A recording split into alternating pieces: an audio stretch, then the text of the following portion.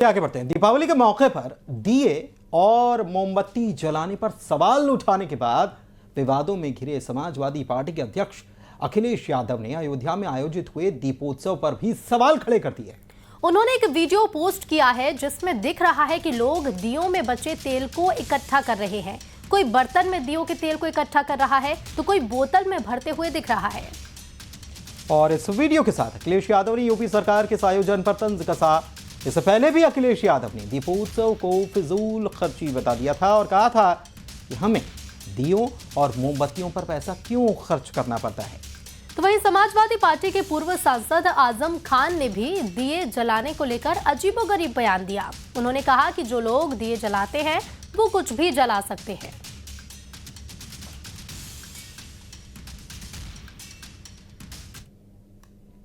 ये की जगह मोमबत्ती का इस्तेमाल किया जा रहा है, संख्या घट गई है। देर आए छोड़िए, देर आए दुरुस्त आए, और क्या बोले उस पर क्या बोलना, उसमें क्या बोलना। वो तो देखिए ऐसा है, हम सुझाव देना नहीं चाहते, लेकिन चलो दे दो सुझाव, भगवान प्रभु श्री राम जी के नाम पे सुझाव। रुक जाइए भाई, देखिए दुनिया में इस समय क्रिसमस का समय पूरी शहर जगमगा जाते हैं और महीनों जगमगा के रखते हैं वो लोग, उन्हीं से सीख लो बस। क्यों खर्चा करना बार बार दियों का, मोमबत्ती का, और ये दिमाग लगाना। तो फिर क्या उम्मीद करोगे, ऐसा सगा हटाइए इसको, बहुत सुंदर रोशनी कराएंगे हम लोग। दिवाली के इस पर्व पर जिसमें दिए जलते नहीं हैं, दिए रोशन होते हैं।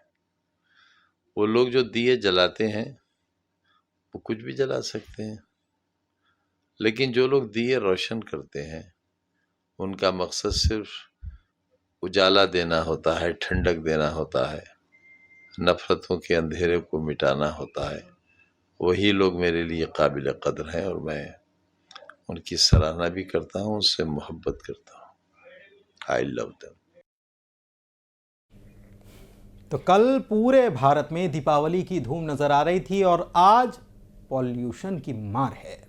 दिल्ली समेत कई जगहों पर सुबह की शुरुआत हल्की धुंध और हवा में प्रदूषण के साथ हुई है। प्रदूषण का असर पूरे दिल्ली और एनसीआर में भी देखने को मिल रहा है। नोएडा, गाजियाबाद समेत गुरुग्राम में भी AQI का स्तर तेजी से बढ़ा है। ज्यादातर इलाकों को रेड जोन में रखा गया है। केंद्रीय प्रदूषण नियंत्रण बोर्ड यानी कि CPCB के मुताबिक आज सुबह दिल्ली के भवाना, वजीरपुर, जहांगीरपुरी, कश्मीरी गेट, आनंद विहार जैसे इलाके में AQI का लेवल 400 के पार है। और दिल्ली के कई इलाकों में अब भी धुंध जैसे हालात हैं। कुछ लोग पॉल्यूशन के लिए दीपावली को जिम्मेदार बता रहे हैं, तो कुछ लोगों का कहना है कि पराली की वजह से दिल्ली में पॉल्यूशन बढ़ा है। लेकिन इन सब के बीच आम आदमी जहरीली हवा में जीने को मजबूर है। आखिर खराब हवा के लिए जिम्मेदार कौन है, ये बड़ा सवाल है। 3 तस्वीरें आप देख रहे हैं। देखिए, अक्षरधाम मंदिर, दिल्ली की, गाजियाबाद की। पॉल्यूशन लेवल बढ़ गया, AQI लेवल बढ़ गया 400 के पार, कई जगहों पर चला गया। दिवाली फिर से पॉल्यूशन वाली नजर आई। और चलिए अब आपको बताते हैं दीपावली के बाद देश के प्रमुख शहरों में AQI लेवल की स्थिति क्या है। तो सबसे पहले बात दिल्ली की। तो दिल्ली में AQI 443 पर पहुंच गया है, जो बहुत खतरनाक स्तर पर है। उधर नोएडा में AQI 331 पहुंच गया है और यह भी बहुत खतरनाक श्रेणी में ही आता है। लेकिन अगर राजधानी भोपाल की बात करें, मध्य प्रदेश की राजधानी है, तो AQI का स्तर यहां पर 281 दर्ज किया गया, जो खतरनाक श्रेणी में ही आता है। और इधर मिनी मुंबई कहे जाने वाले मध्य प्रदेश के इंदौर में AQI 243 पर पहुंच गया है, जो खतरनाक श्रेणी में आता है। जबलपुर की बात करते हैं। संस्कारधानी कही जाती है जबलपुर, यहां पर AQI का स्तर 221 दर्ज किया गया और ये भी एक प्रकार से खतरनाक ही माना जाता है। ग्वालियर की बात करें तो यहां पर भी AQI 167 पहुंच गया, जो मरीजों के लिए खतरनाक है। और छत्तीसगढ़ की अगर बात करें तो देखिए, छत्तीसगढ़ में भी प्रदूषण का लेवल बढ़ गया है। बिलासपुर में AQI 154 दर्ज किया गया और ये श्रेणी भी मरीजों के लिए खतरनाक है। उधर रायपुर राजधानी की बात कर लें तो यहाँ पर AQI 99 रहा, तो दुर्ग में 98 दर्ज किया गया और ये औसत माना जाता है। तो ये AQI की स्थिति अलग अलग शहरों में यहाँ पर देखने को मिली है। बिल्कुल। और देश भर में दिवाली का त्योहार धूमधाम से मनाया गया है। जमकर आतिशबाजी हुई है और लोगों ने दिवाली पर खूब पटाखे भी फोड़े हैं। और इसके बाद प्रदूषण का लेवल बढ़ना था सो बढ़ा भी, जिस पर लोग इसलिए पटाखों को जिम्मेदार बताए। लेकिन बाबा बागेश्वर ने पटाखे नहीं फोड़ने का बयान देने वालों को करारा जवाब दिया है। धीरेन्द्र शास्त्री ने कहा है कि जो दीपावली पर पटाखे नहीं फोड़ने का ज्ञान देते हैं, उन्हें क्रिकेट मैच, शादी, न्यू ईयर पर जब पटाखे फोड़े जाते हैं तब प्रदूषण नहीं दिखता। उन्होंने ये भी कहा है कि कुछ लोग इसीलिए ज्ञान दे देते हैं कि उन्हें हिंदुओं के त्योहारों से दिक्कत है।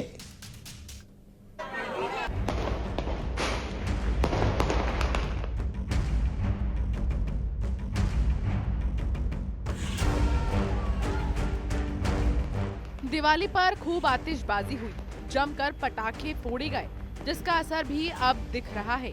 पटाखों से प्रदूषण लेवल बढ़ गया है। भोपाल की बात करते हैं। मुख्यमंत्री डॉक्टर मोहन यादव ने गौ माता की सेवा और गोवर्धन पूजा आज की है। दीपावली के अगले दिन गोवर्धन पूजा की परंपरा रही है और मंत्रोच्चार के बीच मुख्यमंत्री ने गोवर्धन पूजा की गौ शिल्प प्रदर्शनी को भी देखा।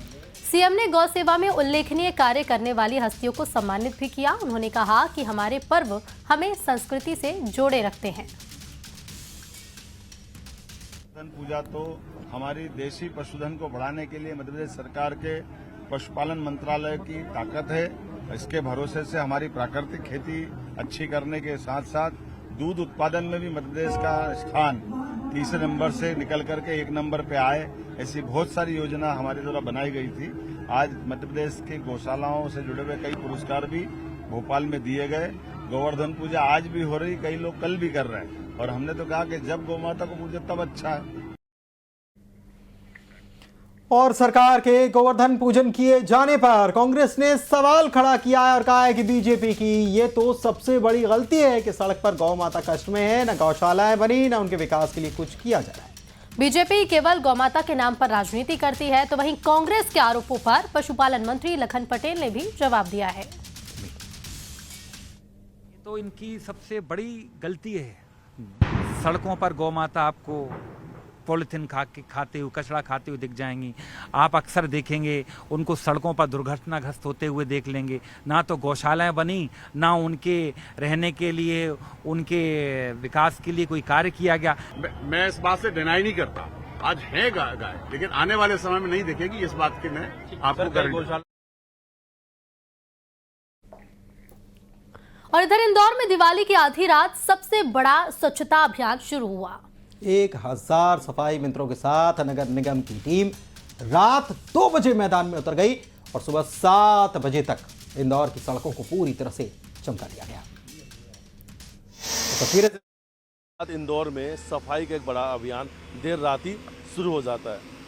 हालांकि इस वक्त हम यहाँ जहाँ मौजूद हैं, हमें खुशबू भी आ रही है, यानी ये जो पानी का छिड़काव किया जा रहा है इसमें लेमन की यानी नींबू की खुशबू भी आ रही है।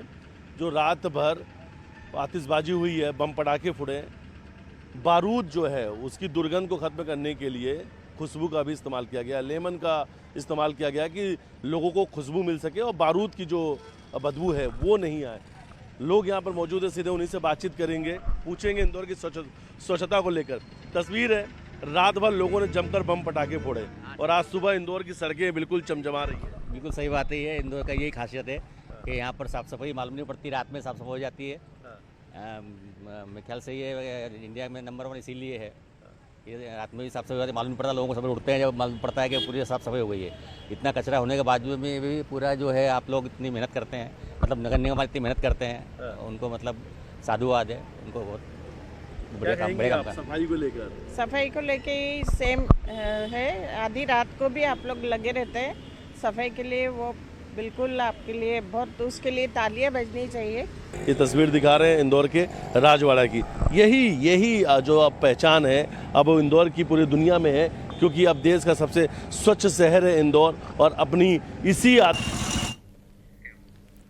तो एक तरफ देखिए इंदौर में फटाफट सफाई कर ली गई, लेकिन ग्वालियर में कूड़े का ढेर लगा हुआ है।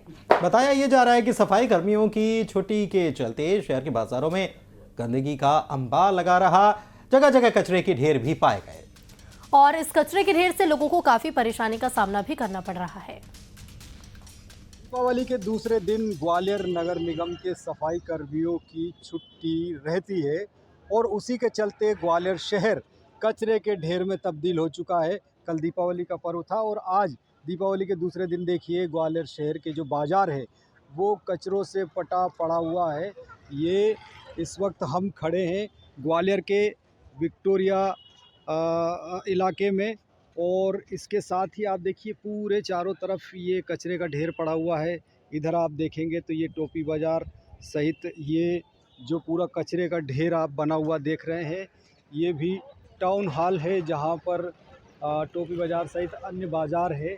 निश्चित तौर पर ग्वालियर शहर के साथ ही अन्य इलाकों में भी जो दीपावली के दूसरे दिन छुट्टी होती है नगर निगम के सफाई कर्मियों की, तो उसकी वजह से शहर में कचरे के ढेर जमा हो जाते हैं और अब कई जगह तो व्यापारियों ने अपने स्तर से सफाई करा ली है, लेकिन अधिकांश बाज़ारों में कचरे के ढेर पड़े हुए हैं।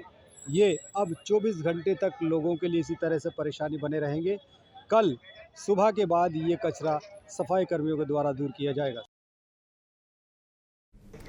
और भोपाल से खबर है जहां पर पुलिस स्मृति दिवस पर परेड का आयोजन किया गया, जिसमें सीएम डॉक्टर मोहन यादव ने साल 2024-25 में शहीद हुए 11 पुलिसकर्मियों को श्रद्धांजलि दी। इसके साथ ही शहीद पुलिसकर्मियों के परिजनों को भी सम्मानित किया गया।